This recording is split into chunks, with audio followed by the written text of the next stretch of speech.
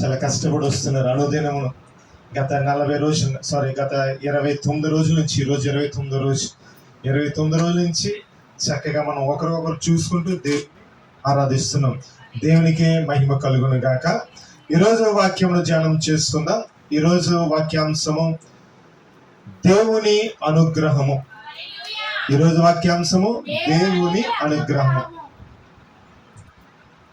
సాక్షి గారు ఇందాక మరి సాక్ష్యం తెలియచేశారు కదా, దేవుడు మా జీవితంలో కార్యములు చేశాడు, ఇంకను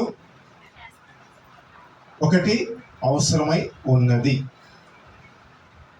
దేవుడు ఆ అవసరంలో కూడా త్వరలో తీర్చబోతున్నాడు. ఈరోజు దేవుడు మరి ప్రత్యేకించి ఆ బిడ్డతో మాట్లాడబోతున్నాడు. దేవుడు అంటున్నాడు, నేను నీకు తోడై ఉన్నాను, నీవు దిగులు చెందవలసిన అవసరం లేదు, నీ కార్యమును నేను సఫలము చేస్తాను. ఆదికాండము 24వ అధ్యాయము 12వ వచనం. ఆదికాండము 24వ అధ్యాయము 12వ వచనం.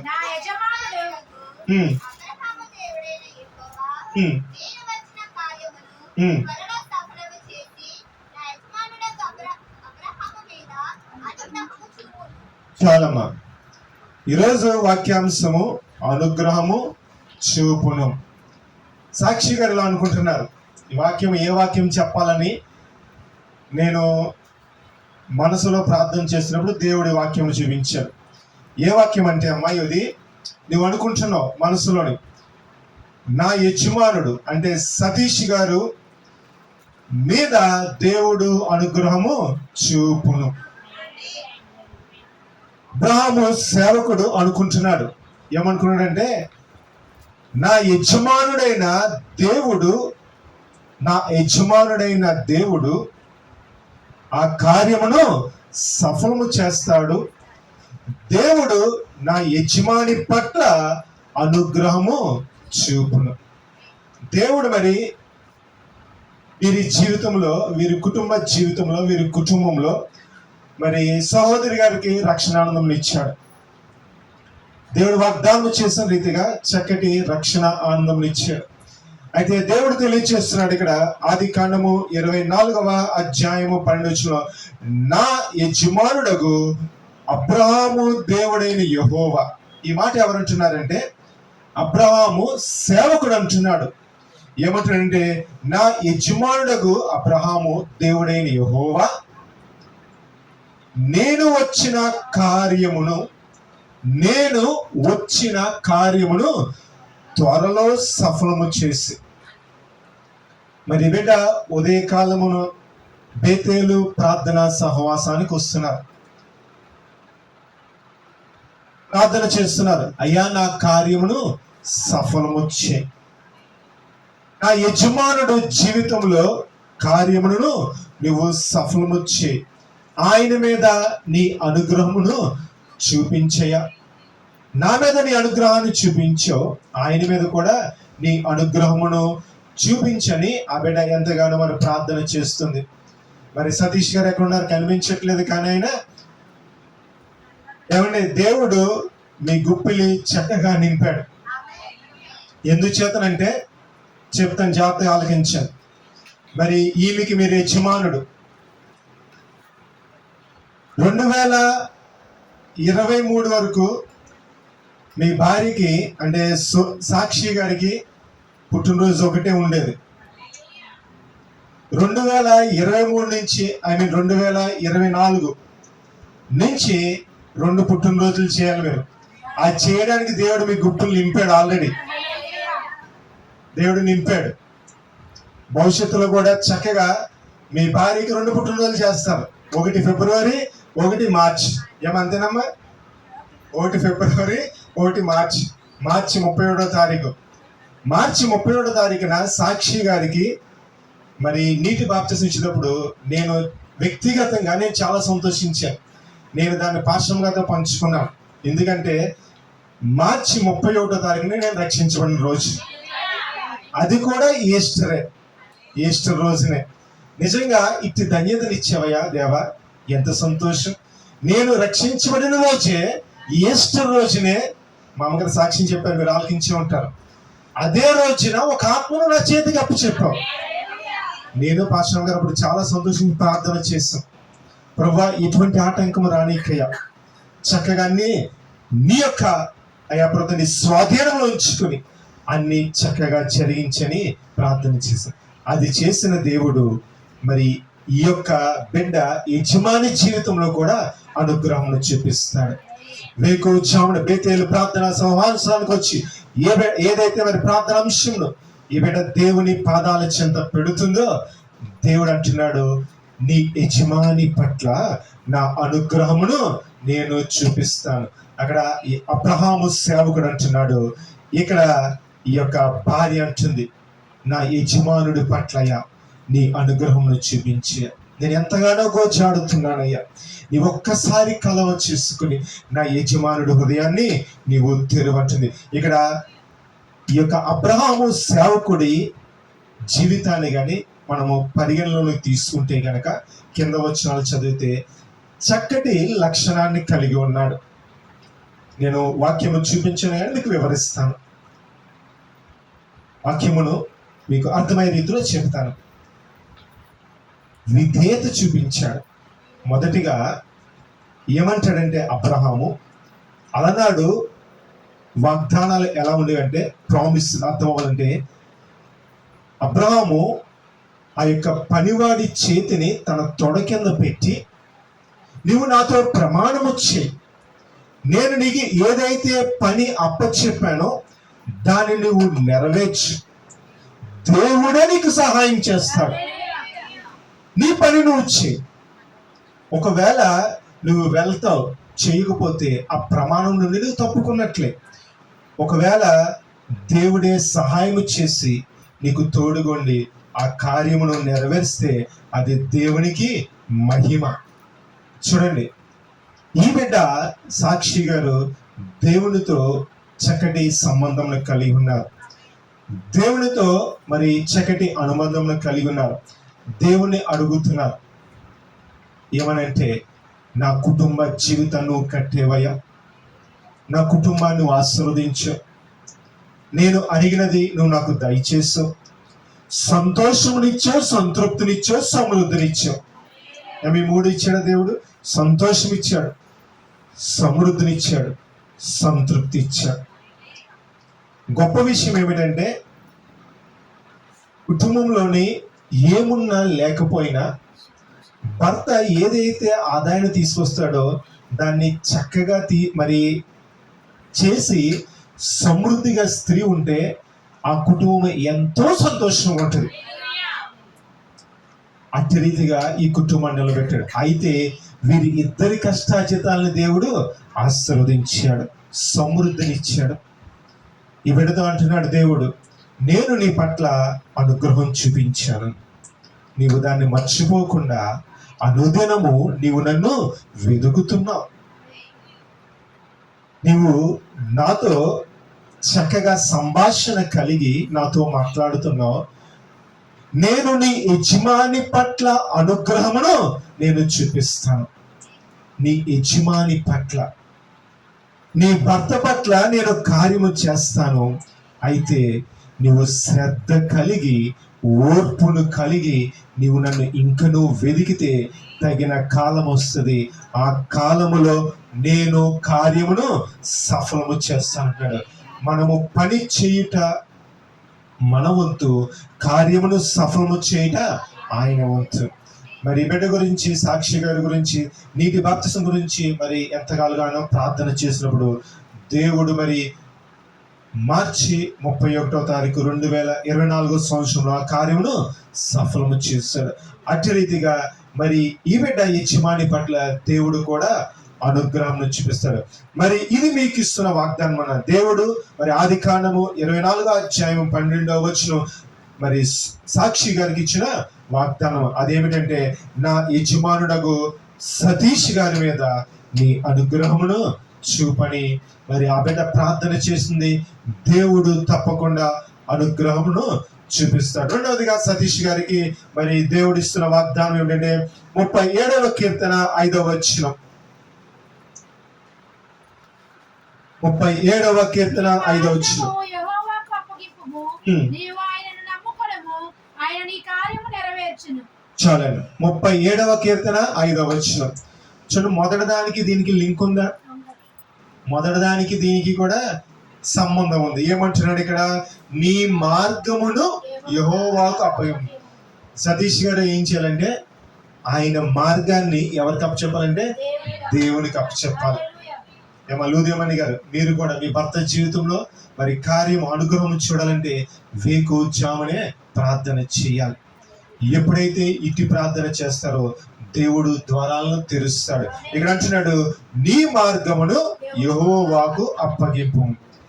ఆయన మార్గాన్ని యెహోవాకు అప్పగించాలంటే గమనించనమ్మా, మీ యజమానుడు ఆయన మార్గాన్ని యెహోవాకు అప్పగించాలంటే మీరు ఆల్రెడీ అప్పగింపబడి ఉన్నారు. మీరేం చేయాలంటే పట్టుదల కలిగి ప్రార్థన చేయాలి. పట్టుదల కలిగి ప్రార్థన చేసినప్పుడు ఆల్రెడీ నేను ఒక మంచి మార్గంలో నడుస్తున్నప్పుడు దానిలోనికి వేరే తీసుకురావాలంటే నేను ఆ చెయ్యి పట్టుకొని నేను నడిపించాలి. నేను ఆ మార్గంలో నడుస్తున్నాను, మీరు కూడా నడిచినట్లయితే దేవుడు ఎంతో సంతోషం ఇస్తారని మీరు ఎప్పటికప్పుడు మీరు తెలియచేస్తూ, అది కూడా ఎలా అంటే దేవుడు ఇచ్చిన ప్రేరేపణ బట్టి భర్త పట్ల చక్కగా మరి ప్రార్థన చేస్తూ ఆయన్ని దేవుని మార్గంలో నడిపించాలి. నీ మార్గమును యెహోవాకు అప్పగింపుము, నీవు ఆయనను నమ్ముకొను. 2 విషయాలు ఇక్కడ. మొదటిగా ఏమన్నాడు? నీ యజమానుడి పట్ల అనుగ్రహం చూపిస్తాడు. దేవుడు అనుగ్రహము చూపించడానికి సిద్ధముగా ఉన్నాడు. అయితే మరి యజమానుడు ఏం చేయాలంటే దేవుని మార్గములోనికి రావాలి. ఇక్కడ వెలుగు ఉంది, ఇక్కడ చీకటి ఉంది. నా మీదకి వెలుగు రావాలంటే అక్కడ ఉన్నవాడు నేను ఏం చేయాలి? ఇక్కడికి రావాలి. ఏమంతేనండి, ఇక్కడికి వస్తేనే నా ముఖం చక్కగా వెళ్ళి ఉంటుంది. నేను అక్కడ ఉండిపోతే, ఆ చీకట్లో ఉండిపోతే నాకు వెలుగు లేదంటే అది నా ఫూలిష్నెస్ అవుతుంది. ఇక్కడ అంటున్నాడు కీర్తనగాడు, నీ మార్గమును యెహోవాకు అప్పగింపు, నీవు ఆయనను నమ్ముకో. ఎప్పుడైతే యెహోవా మార్గములో ఆయన నడిచినప్పుడు, దేవుణ్ణి నమ్ముకున్నప్పుడు, చూడండి తర్వాత చాలా చక్కటి మాట, ఆయన నీ కార్యము నెరవేర్చు. ఏమన్నా నీ జీవితంలో నువ్వు అనుకుంటున్న కార్యం సాక్షి గారు నెరవేరబడాలంటే పై 2 వచనాలు గుర్తుపెట్టుకోండి. మీ యజమానునికి తెలియచేయండి. ఏమనంటే నీ మార్గము యెహోవాకు అప్పగింపము, నీవు ఆయన నమ్ముకున్నట్లయితే నువ్వు ఏదైతే కార్యము కావాలని ఆశిస్తున్నావో, అది ఆత్మీయంగా కావచ్చు, భౌతికంగా కావచ్చు, శరీర రీతిగా కావచ్చు, దేవుడు అంటున్నాడు దానిని నేను నెరవేరుస్తాను. నాకు అసాధ్యమైనది ఏదీ లేదు. సమస్తమును దేవుడు సాధ్యం చేస్తాడు. ఎన్నో కుటుంబ జీవితాలను పరిశుద్ధ ప్రార్థనలను దేవుడు కట్టాడు. మొండి హృదయాలను దేవుడు మార్చాడు. యవన బిడ్డలను దేవుడు చక్కగా ఆయన మార్గంలో నడిపిస్తున్నాడు. బయట అనేక విషయాలు యవన బిడ్డల గురించి వింటుంటే నిజంగా మన మందిరంలో యవన బిడ్డలు బట్టి నేను చాలా సంతోషిస్తున్నాను. దేవుని బట్టి త్రోవ తప్పి నడుస్తున్నారు, తల్లిదండ్రులకు అవిధేయత కలిగి ఉంటున్నారు.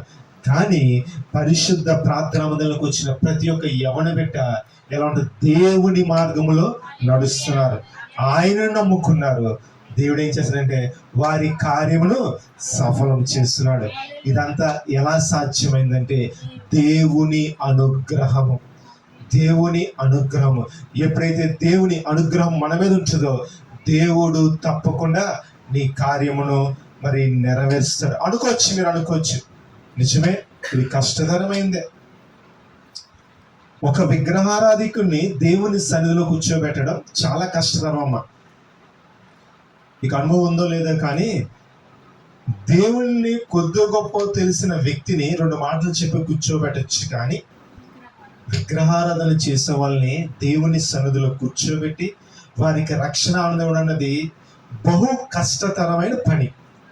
మీరే అంటున్నారు కదండి కష్టతరం అని, ఇంకా మనం ఏం చేస్తాం అని అనుకుంటుంటారు. అయితే దేవుడు దానికి వాగ్దానం ఇచ్చాడు. అది కూడా చూడండి, ఫిలిప్పీయులకు రాసిన పత్రిక 4వ అధ్యాయం 6వ వచనం. ఫిలిప్పీయులకు రాసిన పత్రిక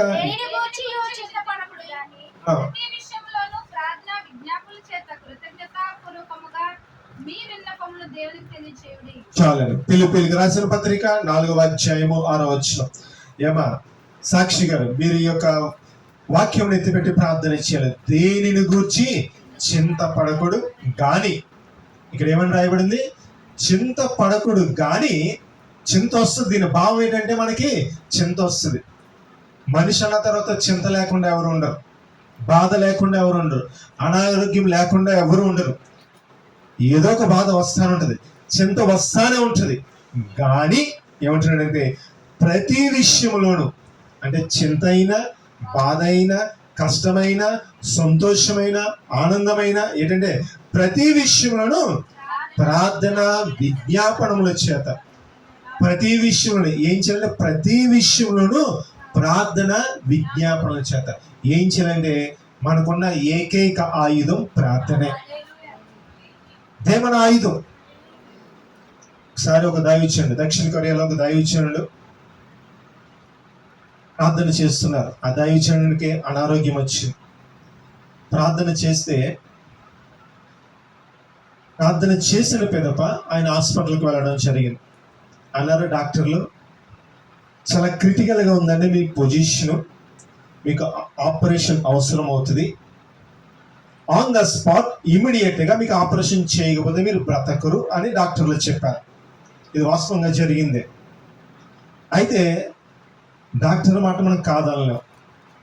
వెళ్ళిన తర్వాత డాక్టర్ మాట కాదనలేం. ఎందుచేతంటే ఆరోగ్యం అది. ఆ దైవజనుడు ఏమని చెప్పాడంటే, నాకు 3 రోజుల సమయం ఇవ్వండి, నేను వస్తాను, మరలా చెకప్ చేయించుకుంటాను, దాన్ని బట్టి మీరు చేయండి అన్నాడు. ఏమయ్యా, మేము చెప్పేది నీకు అర్థం కావట్లేదా? నీకు జ్ఞానం లేదా? నువ్వు ఒక దైవజనుడు అంటున్నావు, ఉన్న పాట నీకు ఆపరేషన్ చేయకపోతే నీ ప్రాణానికి ప్రమాదం అని మేము తెలియజేస్తుంటే వైద్యులుగా నువ్వు 3 రోజుల సమయం అడుగుతాడంటే, లేదండి నాకు 3 రోజుల సమయం ఇవ్వండి, నేను మీ మాట తూచా తప్పకుండా పాటిస్తానని ఆయన అన్నాడు. అయితే ఆయన మనసులో అనుకున్నాడట, పరమ వైద్యుడు ఒకడు ఉన్నాడు, ఈ 3 రోజులు ఆయన దగ్గరికి వెళ్తాను. ఎవరి దగ్గరికి అమ్మా? పరమ వైద్యుడు ఒకడు ఉన్నాడు, ఈ 3 రోజులు ఆయన దగ్గరికి వెళ్తాను, వెళ్ళి వస్తానని మనసులో అనుకున్నాడట. ఆ దైవజనుడు మరి మందిరానికి వచ్చాడు. 3 రోజులు మోకరించి ఎవ్వరికి కనబడకుండా ప్రార్థన చేశారట. ఎవరికి కనబడకుండా ప్రార్థన చేశారు. అంటే ఎవరి చేత డిస్టర్బ్ కాకుండా. దైవజనులు అంటే ఎవరొకరు ప్రార్థన అవసరం లేదు వస్తుంటారు, కానీ ప్రార్థనలో ఉన్నానని చెప్పి ఎవరిని మరి డిస్టర్బ్ చేయొద్దని చెప్పి ఆయన ప్రార్థనలో ఉన్నారు. 3వ రోజున వెళ్ళారట. డాక్టర్లు ఏంటంటే వెళ్ళంటే ఆపరేషన్ చేయరు, మరలా టెస్టులు చేస్తారు. మన అందరికీ అనుభవం ఇది. నిన్న చేసిన టెస్ట్ చేస్తారు, ముందు వేరే చోట టెస్ట్ చేయించుకున్నా మళ్ళీ వీళ్ళ హాస్పిటల్లో మరలా టెస్ట్ చేస్తారు. మరలా ఆ యొక్క డాక్టర్లు ఏం చేశారంటే టెస్ట్ చేశారట, పరీక్షించి రిపోర్టులు చూశారు. రిపోర్టులు చూస్తే వాళ్ళకి గందరగోళం అట. వాళ్ళకి గందరగోళం. ముందున్న రిపోర్టు ఈ రిపోర్టు 2 పరీక్షిస్తున్నారు. ఏంటి రిపోర్ట్ ఇలా ఉందని గందరగోళం. అయితే మళ్ళా టెస్ట్ చేశారట, సేమ్ రిపోర్ట్ వచ్చింది. మళ్ళా పరీక్షిస్తే, 2వ మారు పరీక్షిస్తే సేమ్ రిపోర్ట్ వస్తే వీళ్ళు తలలు పట్టుకుంటారట. ఏంటి ఈ వ్యక్తి చనిపోవలసిన పరిస్థితి, అప్పుడు రిపోర్ట్ చూస్తే 3వ రోజున వచ్చిన చూస్తే పరిస్థితి అంతా భిన్నముగా ఉంది అని డాక్టర్లు ఆశ్చర్యపోయి ఆ వ్యక్తిని పిలిచారట, దైవజనుని పిలిచారట. ఏమంటే మీరు ఎక్కడికైనా వెళ్ళి చూపించుకున్నారా? చాలా మంది ఇలా చేస్తుంటాం కదా, సెకండ్ ఒపీనియన్కి వెళ్తుంటాం. మళ్ళీ ఇలా చూపించుకున్నారంటే చూపించుకున్నానండి అన్నాడట ఆయన. చూపించుకున్నానండి అన్నారట. ఎక్కడ చూపించుకున్నారంటే పరమ వైద్యుడట. ఆయన ఎవరో నన్ను అడిగారట. నా దేవుడు అన్నాడట ఆయన. ఎవరు? పరమ వైద్యుడు. ఆయన కొత్త డాక్టర్ ఏమనుకున్నారు ఆ డాక్టర్ గారు. పరమ వైద్యుడి దగ్గర వెళ్ళాను. ఆయన అక్కడ సువార్తను ప్రకటించారట. దైవజనుడు, నేను నా దేవునిలో 3 రోజులు కన్నీటి ప్రార్థన చేశాను, రిపోర్ట్ను తారుమారు చేశాడు ఆయన. ఆయనకి అసాధ్యమైన లేదు. దేనిని గూర్చి చింత పడకుడు కానీ ఏం చేయాలంటే ప్రార్థన చేస్తే ఆయన సమస్తమును తారుమారు చేసే దేవుడు. అదే ఇక్కడ అంటున్నాడు, దేనిని గూర్చి చింత పడకుడు కానీ ప్రతి విషయంలోనూ ప్రార్థన విజ్ఞాపనల చేత కృతజ్ఞతాపూర్వకముగా మన విన్నపాలు ఎవరికి తెలియచేయాలి? దేవునికి తెలియచేయాలి. ప్రతి విన్నపం మనకి కష్టం వచ్చిందా, ఆ విన్నపం. సంతోషం వచ్చిందా, ఆ విన్నపం. ఏదైనా బాధ వచ్చిందా, లెటర్ రాస్తాం కదా. అది పేరెంట్స్ తెలుస్తుంది. పిల్లలు స్కూల్ మానేసినప్పుడు లీవ్ లెటర్ రాయిస్తుంటారు. పలానా సో రేసర్ అని చక్కగా రాస్తాం, లెటర్ రాస్తాం, కైండ్లీ యాక్సెప్ట్ అని. దీని అలా మనం ఏం చేయాలంటే కైండ్లీ ఒబలైజ్ అని ఏం చేస్తామంటే దేవుని దగ్గరికి వచ్చి మనం సమర్పించుకుని, అయ్యా ప్రభా నా విన్నపాన్ని ఒక్కసారి విను ప్రభా, నా విన్నపాన్ని ఒక్కసారి విను అయ్యా. లోకమంతా ఎంతగానో ద్వేషిస్తుంది ప్రభుని, లోకం ఎవరు పట్టించుకోవట్లేదు అయ్యా. నీవే నా విన్నపాన్ని వినయ్యా ప్రభుని, నువ్వు కార్యము చేయ ప్రభాని. నీవు దేవుని పాదాలు పట్టుకుని వదలకుండా ఉంటే, కొంతమంది వదిలేస్తాం, మధ్యలో వదిలేస్తాం, కానీ వదలకుండా ఉంటే దేవుడు అంటున్నాడు, కీర్తనకారుడు, నీ జీవితంలో కార్యములు చేస్తాడు. సతీష్ గారికి దేవుడు మరి తెలియజేస్తున్న మాట ఏంటంటే, నీ జీవితంలో కార్యములు చేస్తాం. 3వ వాగ్దానం చూద్దాం. యశ్వంత్కి దేవుడు ఇస్తున్న మాట ఏమిటంటే, సామెతల గ్రంథము 2వ అధ్యాయము 10వ వచనం. జ్ఞానము నీ హృదయమును చొచ్చును, తెలివి నీకు మనోహరముగా నుండును. చాలమ్మా. 3వదిగా దేవుడు ఈ కుటుంబానికి ఇస్తున్న వాగ్దానం ఏంటంటే, సామెతల గ్రంథము 2వ అధ్యాయము 10వ వచనం. జ్ఞానము నీ హృదయమున చొచ్చును. మరి స్కూల్కి ఆ బిడ్డను జాయిన్ చేయడానికి ముందు భాష్యం స్కూల్లో మరి తల్లి తెలియచేసేది, నా బిడ్డకి జ్ఞానము తక్కువగా ఉందని ప్రార్థన చేయమని. దేవుడు చక్కటి జ్ఞానముతో ఆ బిడ్డను నింపాడు, ఇంకను నింపబోతున్నాడు అంటాడు కదా. జ్ఞానము నీ హృదయమున చొచ్చును. జ్ఞానం ఎక్కడ ఉండాలండి? హృదయములో ఉండాలి. ఎవరైనా ఏదైనా మంచి మాట చెబితే అది హృదయములో పదిలము చేసుకోవాలి. దాని ప్రకారం మనము జీవిస్తే అక్కడ ఏంటంటే అది నీకు మనోహరముగా ఉంటుందట, చక్కటి ఆనందకరముగా ఉంటుంది, చక్కటి వెలుగుకరంగా ఉంటుంది. ఎప్పుడైతే హృదయంలో ఆ మాటను మనం పదిలము చేసుకొని, ఎప్పుడైతే హృదయంలో ఆ మాటను జాగ్రత్తగా భద్రము చేసుకుని దేవునికి ప్రార్థన చేస్తామో, దేవుడు తెలియచెప్పిన ప్రతి మాట నీకు మనోహరముగా ఉండదు, చక్కటి ఆనందకరమైన. ఆ ఆనందం ఎవరికంటే దైవజనులకి ఆనందము, సంఘానికి ఆనందము, తల్లిదండ్రులకి ఆనందమే. ఎందుచేతన ఈ వరుస క్రమం చెప్పానంటే, తల్లిదండ్రులు ముందు దైవ సేవకులకు తెలియచేస్తారు, ఆత్మీయ తల్లిదండ్రులకు తెలియచేస్తారు, ఆత్మీయ తల్లిదండ్రులు ఏం చేస్తారు, సంఘానికి తెలియచేస్తారు. వీళ్ళు ప్రార్థన చేస్తారు, వాళ్ళు ప్రార్థన చేస్తారు, తల్లిదండ్రులు ప్రార్థన చేస్తారు.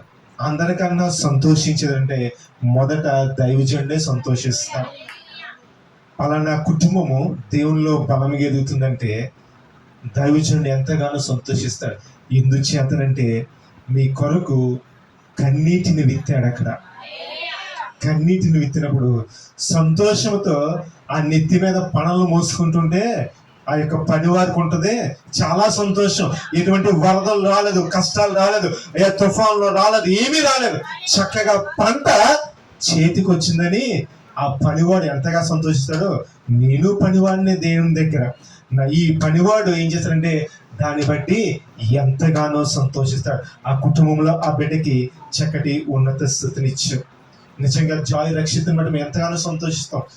దేవుడు తెలియచేస్తాడు, దైవజనుల ద్వారా తెలియచేస్తాడు, నీవు నమ్ము రక్షించబడు, దేవుడు నీ జీవితంలో కార్యం చేస్తాడు. అట్టి రీతిగానే కార్యం చేశాడు. ఆ బిడ్డ ఎంతగానో దీవించబడ్డాడు.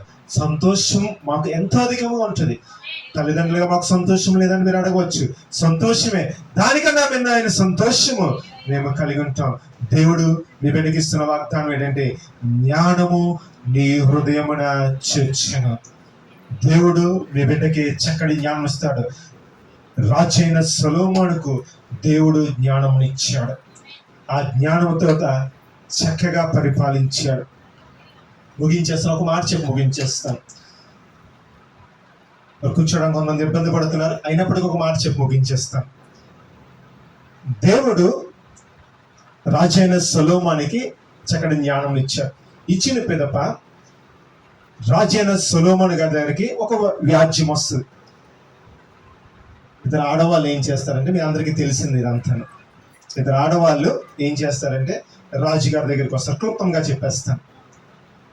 ఈ వచ్చి ఏమంటారంటే రాజుగారితో, ఈ బిడ్డ నాదని ఒక తల్లి అంటది, లేదు లేదు నాదని ఒక తల్లి అంటది. చూడండి, ఇప్పుడు రాజుగారు ఏం చెప్తారు? అప్పట్లో ఇలాగా DNA టెస్టులు లేవు, మరి ఇటువంటి టెస్టులు ఏమీ లేవు, పరీక్షలు చేద్దామంటే లేవు. దేవుడిచ్చిన జ్ఞానం చెప్పిన రాజుగారు ఏమంటాడంటే, ఈ బిడ్డని 2 ముక్కలు చేయమంటాడు. ఈ బిడ్డని 2 ముక్కలు చేయమంటాడు. అప్పుడు ఎవరైతే కన్నతలుందో ఆమె, వద్దయ్యా ఈ బిడ్డని ఆమెకే ఇచ్చానంటాడు. అప్పుడు చూడండి, ఎవరు కన్న తల్లి ఎవరు కన్న తల్లి కాదో ఇమ్మీడియట్ గా బయటపడుతుంది. అట్టి జ్ఞానమును రాజైన సొలొమోనుకి దేవుడు ఇచ్చాడు. మనలో జ్ఞానం ఉంటే గనక, మనలో తెలివితేటలుంటే గనక అదే గొప్ప ఐశ్వర్యం. నీ బిడ్డకి తెలివితేటలుంటే దేవుడు చక్కని పొజిషన్ నింపుతాడు. నీ బిడ్డకి చక్కని జ్ఞానం ఉంటే దేవుడు ఆ బిడ్డను ఉన్నతమైన స్థితిలో ఉంచుతాడు. దేవుడు అంటున్నాడు ఇక్కడ, జ్ఞానము నీ హృదయమును చొచ్చును, తెలివి నీకు మనోహరమును. అదే నీకు అలంకారం ఉంటుందట. అదే నీకు అలంకారం ఉంటుంది. తెలివి నీకు అలంకారంగా ఉన్నప్పుడమ్మా మన ఇంటికి ఆఫర్లు వస్తాయి, మన ఇంటికి అవకాశాలు వస్తాయి. మనం ఎక్కడైతే ఉంటున్నామో అక్కడే మనకి మరి చక్కటి అవకాశాలు వెతుక్కుంటూ వస్తాయి. అదే మనకి మనోహరంగా ఉంటుంది. అయితే అంతము వరకు మనము పట్టుదల కలిగి, అయ్యా నా యజమానుడి మీద నీ అనుగ్రహమును చూపించు, నా యజమానుడి జీవితంలో కార్యమును సఫలమిచ్చి, నా బిడ్డ జీవితంలో జ్ఞానమును ఇంకనూ బహుగా దయచేయమని ప్రార్థన చేసినప్పుడు దేవుడు ఈ కుటుంబాన్ని ఇంకనూ బహుగా నిలబెడతాడు. మరి సాక్షి గారు ఇటు రీతిగా దేవునిలో రక్షించబడి, మరి ఇది ఆత్మీయ పుట్టినరోజు, ఏమంతే కదా, భౌతికమైన పుట్టినరోజు కాకుండా ఆత్మీయమైన పుట్టినరోజు. మరి ఈమెది నాది కూడా ఒకటే రోజు, ఆత్మీయమైన పుట్టినరోజు. 31వ తారీఖు మార్చి రోజున మరి సన్నిధిలో మరి ఆత్మీయ పుట్టినరోజు నా తల్లిదండ్రులు నాకు చేశారు. మరి ఈ బిడ్డకి భర్త చేస్తున్నాడు. చూడండి ఎంత ధన్యత. కొంతమంది భర్తలు చెప్పిన మాట వినరమ్మా, మీకు తెలుసో తెలీదో, రమ్మంటే చర్చికి రమ్మంటే రారు, వింటారా? ఇటువంటి వారు ఉంటారు. కానీ దేవుడు ఈ కుటుంబాన్ని అంతటిని ఒకే మాట మీద నిలబెట్టాడు. ఇట్టి ధన్యత దేవుడు మీకు ఇచ్చాడు. మీరు ప్రార్థన ఇచ్చాను, నీ అనుగ్రహము నా మీద చూపించా, కార్యమును సఫలం వచ్చి నా బిడ్డకు తెలివిని మనోహరంగా ఉంచని ప్రార్థిస్తున్నాను. దేవుడు ప్రతి ఒక్కరికి, ప్రతి కుటుంబానికి, మరి ఇక్కడ కొండలరావు గారు ఉన్నారు, జెస్సీ గారి కుటుంబం ఉన్నారు, ఎవరైతే మరి సువర్తం గారు భర్త గారు ఉన్నారు, దేవి, ఇలా ఎవరైతే ఉన్నారో అందరి జీవితంలో దేవుడు అనుగ్రహమును చూపిస్తాడు. దేవుడి మాటలు మనం వెనుకట్లో దీవించినగాక ప్రార్థన చేసుకుందాం. మహిమగల తండ్రి, మహోన్నతుడా, నీకు స్తోత్రములయ్యా. నీ అనుగ్రహమును చూపిస్తాను. నిజమేనయ్యా, ఈ కుటుంబంలో నీ అనుగ్రహమును నువ్వు చూపిస్తున్నావు. ఇంకనూ ప్రభుత్వం నీ కార్యములు సఫలము చేయబోతున్నావు. అందుని బట్టి నీకు స్తోత్రములు. ఏర్పాటు చేయబడిన లేకపోతే నీ కోరికను బట్టి నీకు స్తోత్రములు. ఆ బిడ్డ జీవితంలో నువ్వు ఇచ్చిన రక్షణ వస్త్రాన్ని బట్టి నీకు స్తోత్రములు. అది మర్చిపోకుండా ఈ యొక్క ఆత్మీయ పుట్టినరోజు జరపడానికి కృప చూపించావు ప్రభా. ఏదైతే వాగ్దానాలు కుటుంబానికి ఇచ్చావో అది నువ్వు సఫలం చేయబడుతున్నావు. వ్యక్తిపడిన వాక్యము ప్రతి ఒక్కరి జీవితంలో ఫలభద్రను కృప చూపించబడుతున్నావు. కూడి వచ్చిన ప్రతి ఒక్క సంఘ బిడ్డను నువ్వు బలపరచబడుతుంది. వారి కుటుంబ జీవితంలో ప్రతి కుదురును తీసుకునేసేపడుతుంది. వారి కుటుంబ జీవితంలో సంతృప్తిని, సంతోషమును, నీ అనుగ్రహం దయచేయమని యేసునామమున ప్రార్థన అడిగి వేడుకొనుచున్నాము తండ్రి. ఆమేన్.